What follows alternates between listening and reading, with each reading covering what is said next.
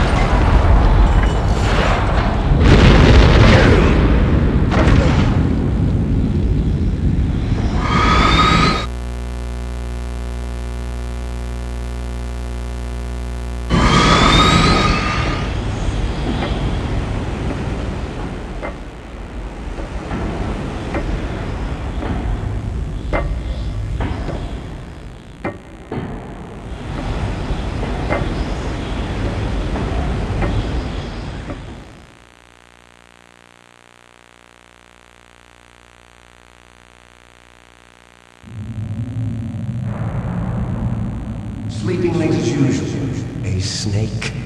Liquid, you're still alive. I won't die, as long as you still live.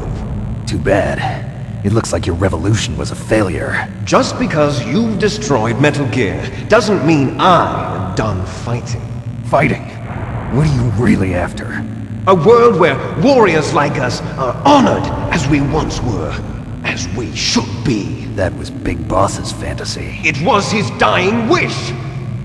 When he was young, during the Cold War, the world needed men like us. We were valued then. We were desired. But things, are different now. With all the liars and hypocrites running the world, war isn't what it used to be. We're losing our place in a world that no longer needs us. A world that now spurns our very existence. You should know that as well as I do. After I launch this weapon and get our $1 billion, we'll be able to bring chaos and honor back to this world gone soft. Conflict will breed conflict. New hatreds will arise. Then, we'll steadily expand our sphere of influence. But as long as there are people, there will always be war. But the problem is balance. Father knew what type of a balance was best. Is that the only reason? Isn't it reason enough for warriors such as us? I don't want that kind of world. Ha! You lie! So why are you here then? Why do you continue to follow your orders while your superiors betray you? Why did you come here?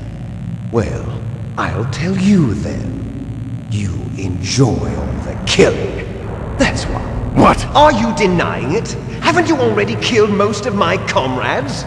That was... I watched your face when you did it. It was filled with the joy of battle.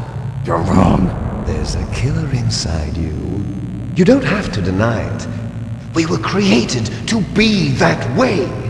Created?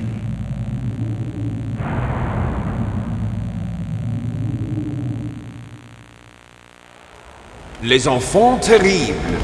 The terrible children. That's what the project was called. It started in the 1970s.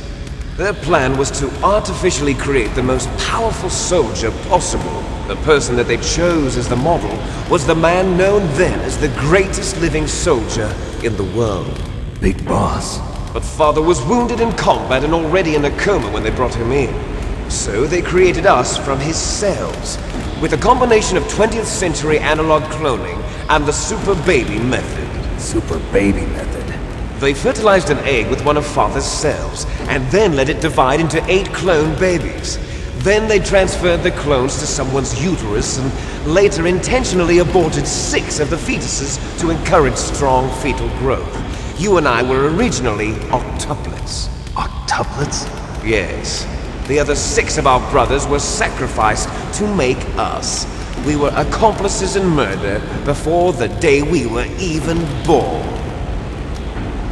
So it was you and I, 2 fertilized eggs with exactly the same DNA. But they weren't finished yet. They used me as a guinea pig to create a phenotype in which all of the dominant genes were expressed to create you.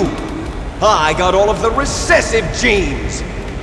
You took everything from me before I was even born.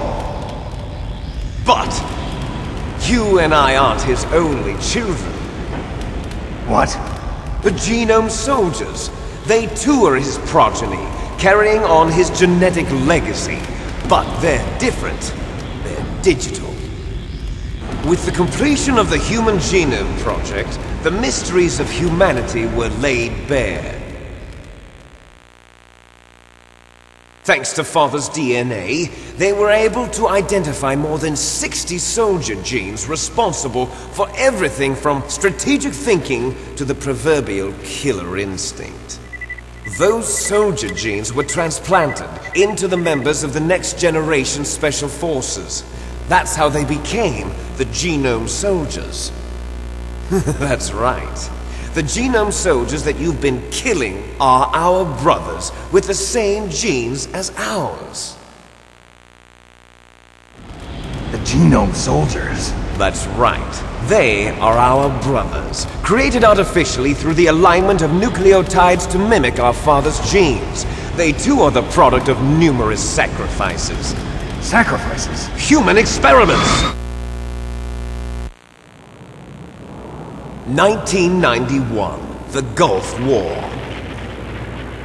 The military secretly injected soldiers with the soldier genes. The Gulf War syndrome that hundreds of thousands of returning soldiers complained about was a side effect of it. Ha! Everyone knows that the Gulf War syndrome was caused by exposure to depleted uranium used in the anti-tank rounds. That was just a cover story issued by the Pentagon. First they tried to say it was post-traumatic stress disorder, then chemical or biological weapons. The poison gas detection units and the anti-sarin injections, they were all just a cover-up of the secret genetic experiments. So then, the so-called Gulf War babies that have been reported by Gulf War veterans are... Yes. They too are our brothers and sisters. So the Genome Soldiers mean that the experiments were a success? Success? Don't be a fool! They're a complete failure! We are on the verge of extinction. What?